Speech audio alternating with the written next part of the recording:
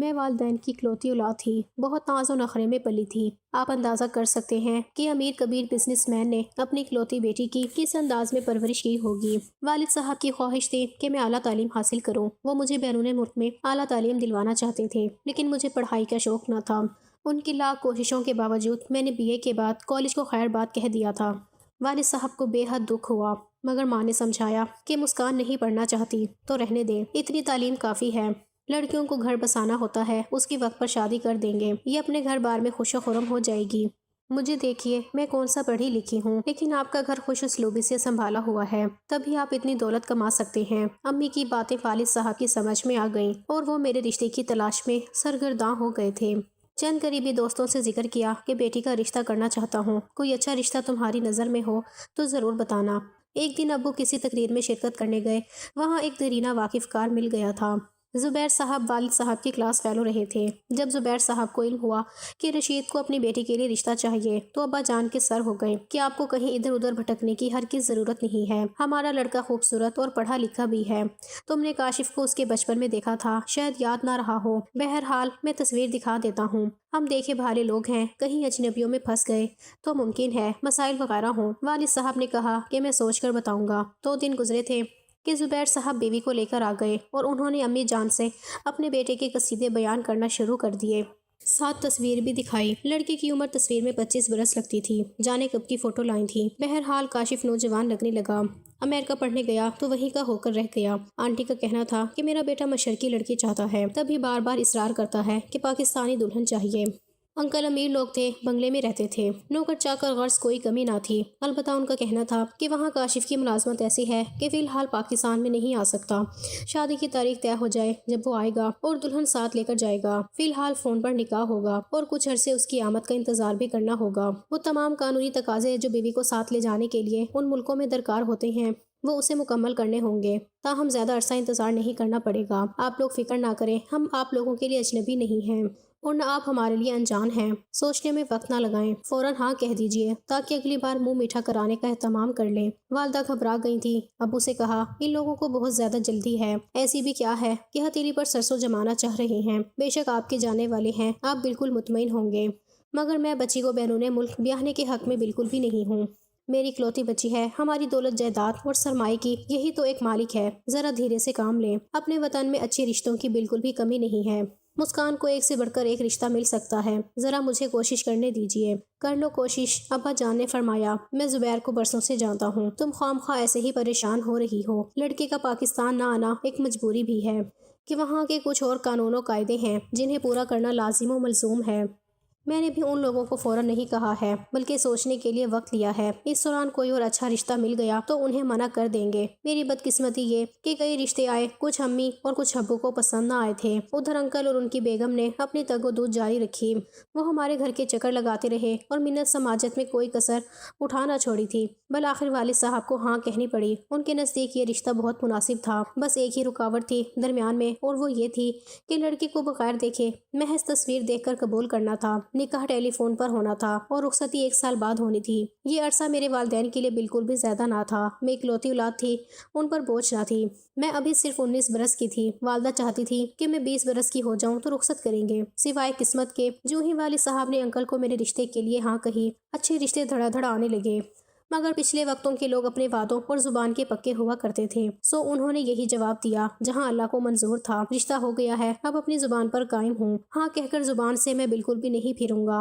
والدہ دبے دبے لفظوں میں کہتی رہ گئی کہ بیٹی کا معاملہ ہے اور پردیس کی بات ہے، ہماری اکلوتی بچی ہے، ذرا سوچ کر ابھی صرف ہاں کی ہے، منگنی نہیں ہوئی، دوسرے رشتے اس سے کافی بہتر ہیں، ان میں سے کسی ایک پر غور کر لو۔ بیٹی وطن میں ہوگی تو دکھ سکھ میں خبر تو لے سکیں گے۔ تم عورتوں کی باتیں بھی تو نرالی ہوتی ہیں، جہاں زود و رنج ہوتی ہے وہاں وہمی بھی ہوتی ہیں۔ ارے بھائی، امریکہ کون سا دور ہے، ہمارے پاس کوئی دولت کی کمی ہے کیا؟ جب چاہیں گے اپنی بیٹی کے پاس چلے جائیں گے۔ بس شوہر کے دباؤ سے مجبور ہو کر ماں بالآخر چپ ہو گئی۔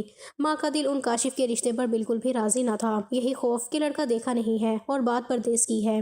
مجھ سے کہتی، بیٹی اگر راضی نہیں ہو تو ابھی کہہ دے، بعد میں کچھ نہ کر سکوں گی۔ کیا کہتی؟ تبھی مجھے عقل بھی اتنی نہ تھی، سمجھ بھی نہ تھی، یہی جواب دیا، امی آپ اور ابو جو فیصلہ کریں گے مجھے منظور ہے، میری اپنی کوئی مرضی نہیں ہے۔ मालूम नहीं वालदा को क्यों ये फैमिली बिल्कुल भी पसंद नहीं आई। वो जुबान से कहती, मुझे ये लोग लालची लगते हैं, इनके खलूस की खुशबू नहीं आती। एक दिन मैंने पूछ ही लिया, अम्मी आखिर आपको ऐसा क्यों लगता है? इसी वजह से कि खुशामद बहुत करते हैं और खुशामदी लोग मतलबी बहुत ज्यादा हुआ करते हैं। यही बात कुड़ती है। मेरे दिल को रिश्ता लेने वाले न्यासमंद तो दिखाते हैं। वो उन्हें समझाने लगी, अब जो फैसला हो गया इस पर दिल से राजी हो जाओ और ज्यादा कीड़े मत निकालो। अच्छे कामों में भरोसा ही खुशियों तक पहुंच जाता है। भरोसा करना पड़ता है। दुआ करो कि लड़की की किस्मत अच्छी हो, वरना बहुत से देखभाल के बावजूद भी कभी कभी सौदा बहुत ज्यादा महंगा पड़ जाता है। हमारी मुस्कान किस्मत वाली होगी, देख लेना, सब ठीक रहेगा। हाँ माँ जी, बिल्कुल दुआ ही करती हूँ, वरना कल की किसे खबर है। इन्हीं वसवसों में वो दिन आ ही गया जब अंकल और आंटी मेरे निकाह की तारीख लेने में कामयाब हो गए थे। उनकी खुशी का कोई ठिकाना ना था।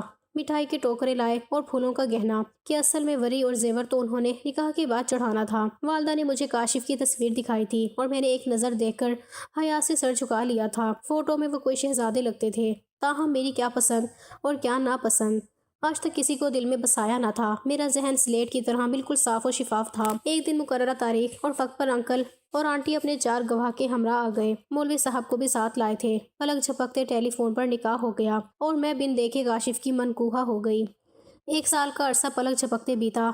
इस दौरान वालिदैन ने मेरा खूब सारा जहेज बना लिया। 2 दिन पहले काशिफ अमेरिका से तशरीफ ले आए और धूमधाम से मेरी रुखसती हो गई। 3 ट्रकों पर जब मेरा जहेज का सामान उनके बंगले में उतारा गया तो सास ससुर की आंखें खुल गई थी। वारिस साहब ने एक बंगला शादी से कबल मेरे नाम किया हुआ था। एक शानदार गाड़ी भी उन्होंने मुझे दी हुई थी। हालांकि उन्हें भी मालूम था कि मुझे काशिफ के हमराह अमेरिका जाना है, मगर मोहब्बत से मजबूर थे। चाहते थे बेटी की रुखसती के वक्त सभी चीजें जहेज में दे दें। हालांकि बज़ाहिर मेरे सास ससुर ने ऐसा कोई मुतालबा नहीं किया था। वो कहते थे कि हमें बस लड़की से कर्ज है, जहेज दें या नहीं आपकी खुशी है। वालिदैन की जिंदगी में ऐसी खुशी का दिन दोबारा कब आना था। मैं उनकी वाहिद औलाद हूँ। हर शय उनकी मुझे ही मिलनी थी। तो उन्होंने सब अरमान निकाले। रुखसती हो गई और मैं दुल्हन बनकर काशिफ के घर आ गई थी। लेकिन एक बात सबने महसूस की कि दुल्हा चुप चुप था, मगर कुछ सहमा सहमा सा था। हालांकि अमेरिका में था। किसी ने कहा कि बैरून मुल्क से आया है, इसलिए अलग सा लग रहा है। किसी ने कहा कि शायद वालिदैन के मजबूर करने पर पाकिस्तान में शादी कर ली है। फर्ज जितने मुंह उतनी बातें थीं।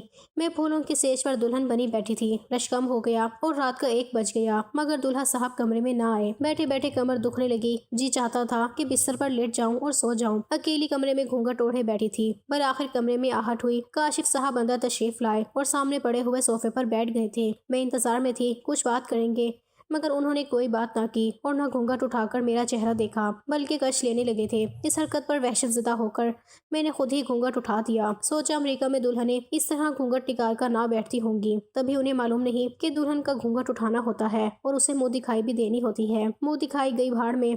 मैं बात तो कम अज कम कर लेते, मगर खामोशी इतनी ज्यादा गहरी थी कि मेरा दम घुटने लगा था। सोचा गूंगे तो नहीं, टेलीफोन पर आवाज तो सुनी थी मैंने, अब क्यों बैठे हैं। बल आखिर तंग आकर खुद ही अपना घूंघट उठाकर देखा तो सोफे पर पड़े सो रहे हैं। सोचा लंबा सफर करके आए थे, आते ही शादी के कामों में बढ़ चढ़कर हिस्सा लिया और थक गए होंगे। इतने में सोफे पर बैठते ही लेट गए। मैं भी बिस्तर पर लेट गई, मगर अब नींद कोसों दूर जा चुकी थी।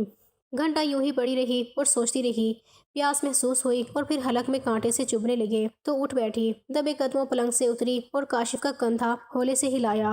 वो हड़बड़ाकर उठ बैठे। मैंने कहा बहुत प्यास लगी है। उन्होंने मेज की जानिब देखा जहां पानी का जग और गिलास रखे हुए थे। तभी मैं कुछ शर्मिंदा सी हो गई। वो उठे, जग से गिलास में पानी भरकर और एक गोली देकर कहा, पानी के साथ ये भी खा लो, शायद थकन से तुम्हारे सर में दर्द हो रहा होगा, तभी तुमको नींद भी नहीं आ रही। मैंने चुपचाप उनसे गोली लेकर ले ली, और करती भी तो क्या करती। वो नींद से भरी सुर्ख आंखों से मेरी तरफ ऐसे देख रहे थे जैसे कोई ख्वाब में किसी तस्वीर को तकता हो। सोचा ये नींद पूरी कर ले तो ही अच्छा है। गोली के असर से मैं बहुत देर तक सोती रही। जब जागी दिन चढ़ आया था और दूल्हा साहब कमरे में मौजूद न थे। दिन भर मेहमानदारी होती रही। दूल्हा ना जाने बाहर किन कामों में मसरूफ था। रात आधी बीत चुकी थी। तब कमरे में कदम रखा। बोले गोली खा लो। मैंने कहा मैंने तो आज बिल्कुल भी नहीं मांगी, आज मेरे सर में दर्द भी नहीं है। फिर भी खा लो, नींद सुकून से आ जाएगी। मुझे नींद के लिए गोली की बिल्कुल भी जरूरत नहीं है। बोले खा लो, कल हमने सफर पर रवाना होना है। बहुत लंबा सफर है, बहुत ज्यादा थकन होगी, आप थक जाओगी। आज की रात भरपूर और पूरी नींद लेना बहुत ज्यादा जरूरी है। समझ गई थी कि मामला क्या है। काशिफ को शादी की जरूरत बिल्कुल भी ना थी। वालिदैन ने मजबूर किया था। ये एक ऐसा मामला था कि कुछ लड़कियां खामोश रहकर अपनी शराफत का सबूत देती हैं और कुछ घर किसी और जानिब राग़िब हो जाती हैं। مجھے غصہ آ گیا، بولی۔ میں نے ان کے ہاتھ سے لے کر پرے پھینک دی، سوچا کہ یہ ایک رات وطن میں گزارنی ہے تو گزر جائے گی، صبح ہو تو سب سے پہلے امی ابو کو آگاہ کرتی ہوں، ورنہ وطن سے دور جو مجھ پر بیتے گی تب میں کیا کر پاؤں گی۔ بے زبان گائے کی طرح تو ہرگز اس شخص کے ساتھ نہ جاؤں گی، نہ ہی ان لالچی لوگوں کی بھیٹ اپنا جہیز چڑھاؤں گی، اپنی زندگی کی یہ غیر فطری قربانی ہرگز نہ ہونے دوں گی۔ صبح ساس ناشتے کی ٹرے لائیں تو میں نے ان سے کہا کہ امی جان سے بات کرنی ہے۔ وہ بولی وہ مغرب کے وقت آئیں گی، انہوں نے فون پر مجھے بتا دیا ہے، مجھے ابھی بات کرنی ہے آنٹی، فون پر میری بات کرائیں۔ میری لہجے کی سختی سے وہ ڈر گئی تھیں۔ فون ملا کر دیا، میں نے کہا امی ابو کو لے کر پہلے یہاں آ جائیں۔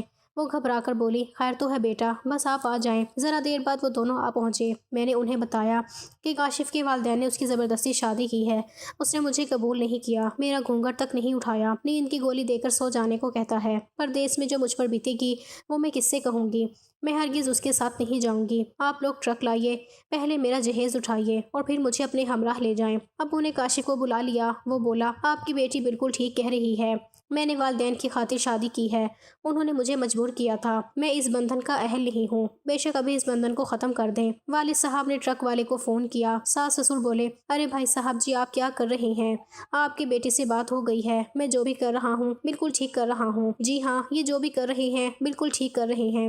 کاشف نے کہا آپ لوگ انہیں مت روکیے اور نہ ہی کوئی صورتحال خراب کرنے کی کوشش کریں، مجھے جلد واپس جانا ہے، کوئی رکاوٹ نہ ڈالیں، میں نے بہت منع کیا تھا پر آپ لوگ نہیں مان رہے تھے، اب آ گئی بات سمجھ میں، آپ کو ان کا حق مہر بھی ادا کر دوں گا جتنا ان کا حق بنتا ہے، اور شرافت سے سامان واپس کر دیجئے۔ مجھ سے کہا مجھے معاف کر دینا۔ کاشف نے یہ کہہ کر ہم مجبوروں کی مشکل اور زیادہ آسان کر دی، ورنہ نہ جانے کتنا جھگڑا ہوتا۔ میں اور والدین اس المیہ پر سخت افسردہ تھے، لیکن قدرت جو کرتی ہے اچھا ہی کرتی ہے۔ 3 سال کی اداسی کے بعد بالآخر ایک اچھا رشتہ آ گیا اور میری دوبارہ شادی ہو گئی تھی۔ اس بار اللہ تعالیٰ نے اپنا کرم کیا، شوہر بہت اچھا ملا اور آج ان کے ساتھ ایک خوشگوار زندگی گزار رہی ہوں۔ شکر کرتی ہوں اس وقت اللہ تعالیٰ نے ہمت دی اور میں نے جرأت سے کام لیا تھا۔ کاشف کے ہمراہ امریکہ چلی جاتی تو جانے کتنی خوار ہوتی۔